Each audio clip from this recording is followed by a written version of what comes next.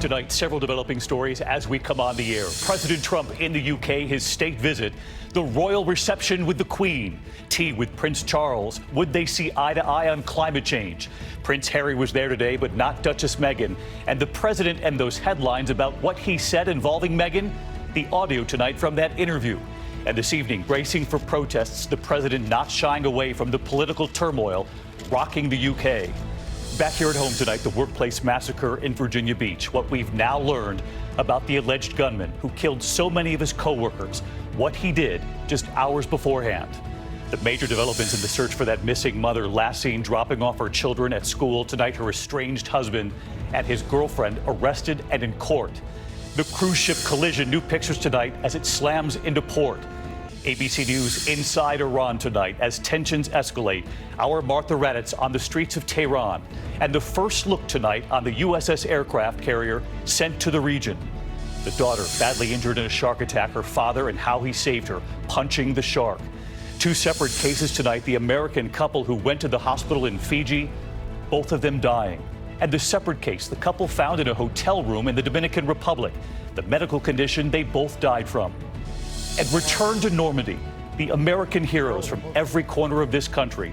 Tonight, we set out to meet them and journey with them as they go back 75 years later. Yeah. This is ABC World News Tonight with David Muir. Good evening, and it's great to have you with us to start off another week. And we begin tonight with President Trump's historic state visit to the UK, the first day full of pomp and pageantry, the royal welcome. But politics and controversy not far behind. The president and first lady receiving a formal welcome on the grounds of Buckingham Palace and ending the day with shared toasts at a glittering palace dinner. There was a tea with Prince Charles. They don't agree on all issues, particularly climate change. And Prince Harry was on hand today, but no Duchess Meghan. And tonight, London is now bracing for protests in the coming hours. And ABC's Terry Moran leads us off tonight from London.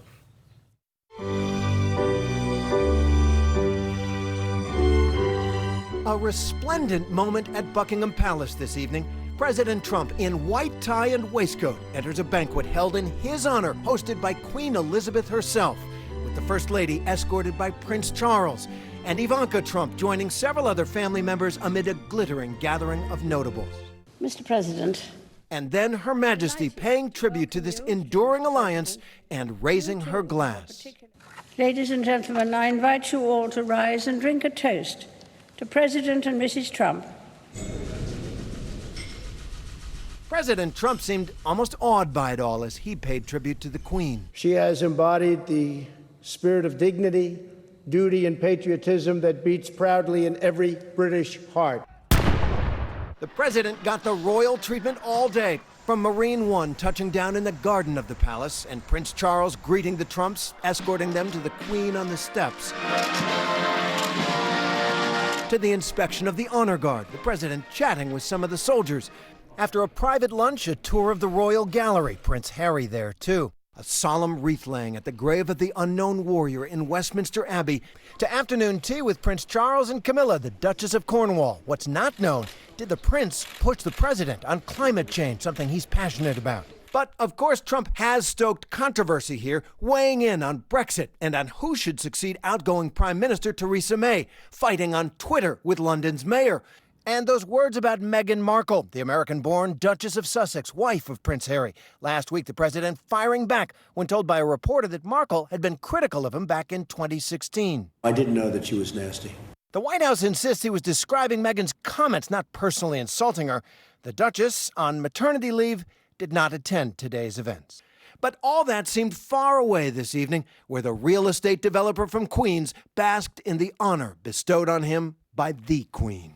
It was quite the day. Terry Moran is live outside Buckingham Palace tonight. That state dinner there has just wrapped up, Terry, as we've learned. And ahead of the president's visit, there was talk of protests in London, but today relatively calm. Tomorrow, though, the day when politics comes into play.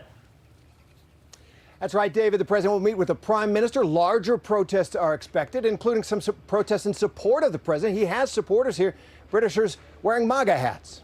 David? Terry Moran leading us off tonight. Terry, thank you. And back here at home tonight, and the other major headline, what we've now learned after the deadly workplace massacre in Virginia Beach. Tonight, we are seeing the resignation letter the gunman submitted just hours before his killing rampage. 12 people, most of them his co-workers, died in the building where they worked. ABC's Whit Johnson is in Virginia Beach. Tonight, investigators searching for a motive behind the Virginia Beach mass shooting. Just hours before the massacre, Dwayne Craddock giving his 2 weeks notice, saying in this newly released email, "It has been a pleasure to serve the city, but due to personal reasons, I must relieve my position." The email only adding to the deepening mystery of what triggered the horror. Shots fired, second floor. Going up the steps. The gunfire erupting at 4:08 p.m. Friday. The shooter, police say, armed with 2 handguns, extended magazines, and a silencer. 4 officers on scene within 2 minutes. Still actively hearing gunshots. The officers engage the shooter and take him down. The entire ordeal lasting 36 terrifying minutes. Rounds were coming through doors, were coming through the wall. 12 innocent people killed, including Keith Cox, who colleagues say gave his life to save others. He said, "Ladies, get in the office. We're going to barricade ourselves." And he said, "I got to check on everybody else. Barricade the door."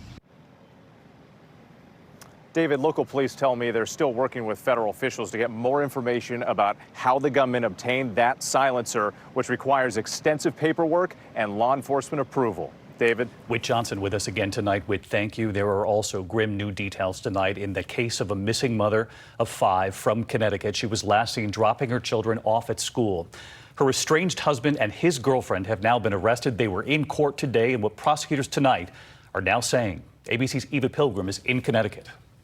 Investigators today digging in this Connecticut park in a desperate search for missing mother Jennifer DeLose. Where is she? Her estranged husband Fotis DeLose now under arrest, arriving at a Connecticut courthouse to face charges of evidence tampering along with his girlfriend Michelle Troconis. The mother of 5 vanished more than a week ago after dropping her children at school. Her car abandoned. Newly released court documents revealed chilling details about her husband's alleged movements on the day she went missing. Police say a man believed to be Fotis DeLose stopped at over 30 locations, placing multiple garbage bags into various trash receptacles. Troconis allegedly traveling with him. Investigators recovering those bags and clothing with a blood-like substance. Lab tests confirming that blood matches Jennifer DeLose. You have any idea where your wife is? Tonight, Fotis DeLose is behind bars. His girlfriend released on $500,000 bond. Do you know what happened to Jennifer? David, investigators asking the community for any video from around the time that Jennifer disappeared. Prosecutors saying they expect more charges will come. David? Eva Pilgrim reporting in tonight. Eva, thank you. Next this evening, ABC News inside Iran tonight as tensions escalate with the U.S. President Trump imposing those new sanctions and the Pentagon sending the USS Abraham Lincoln. Tonight, a first look right here on board that aircraft carrier now in the Middle East. ABC's chief global affairs correspondent Martha Raddatz on the streets of Tehran tonight. Tonight, high above Tehran, Iranians enjoying a cool evening walk. But this nation of 80 million people is caught in a dangerous standoff. President Trump's maximum pressure campaign leaving the economy here in dramatic decline, and its military keeping a close eye on the U.S. warships off its shores. ABC News was aboard the USS Lincoln today, the carrier strike group commander telling us part of his mission to deter Iran. The threats are credible, and that's why we're here. But Iran's foreign minister telling me the U.S. should be careful not to escalate the already tense situation. By engaging in economic terrorism against Iran, then there will be consequences. Tonight, Zarif tweeting a video of a young boy whose mother, he says, cannot get prosthetic legs for her son because of the sanctions. But the spike in food prices, medicine, and a rapidly declining job market has left nearly everyone struggling.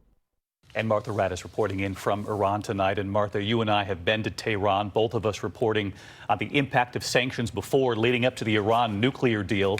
Of course, so much has happened since then. What are you seeing now, the effects of these sanctions right now?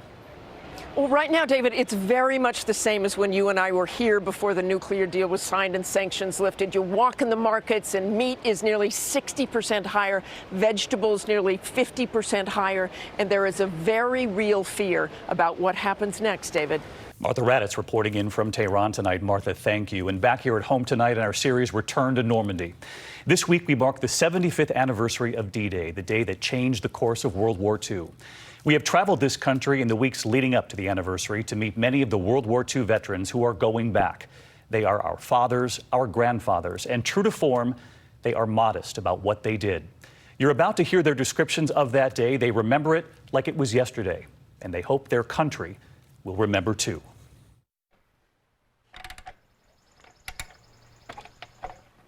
In every corner of the country, from fixing planes in this Alabama hangar to quietly reminiscing among treasured photos in Nevada. Now, this is my war pictures here, all my buddies. They are the modest heroes who did something extraordinary 75 years ago. You don't know their names. They have asked for little attention. But now we document their return to Normandy.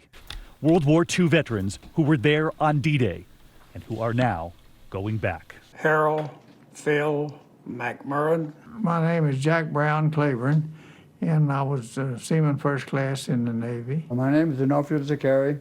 I was in the U.S. Army.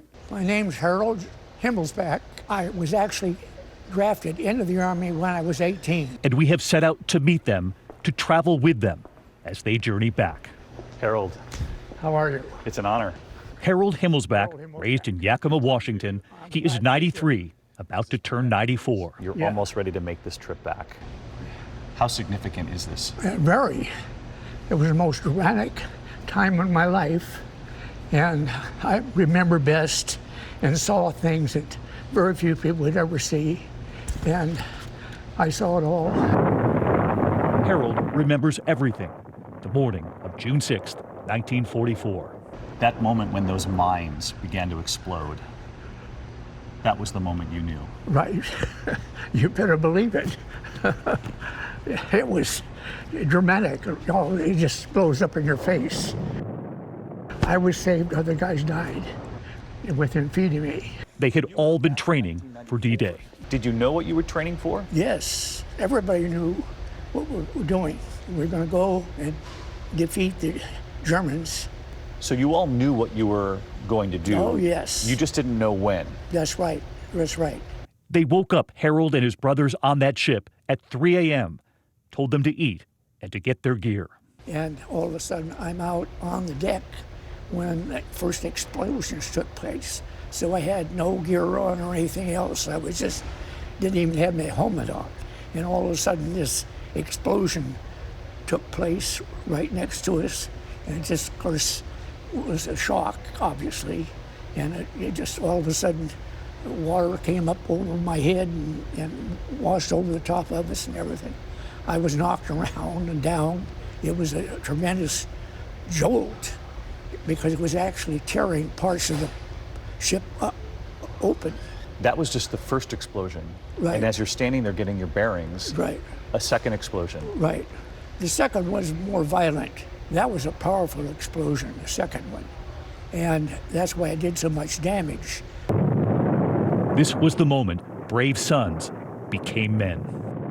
I remember I had to pick up one guy's head, you know, because he'd been cut and so forth, and you almost took it as the reality of where you were. In other words, you knew you had to do these things.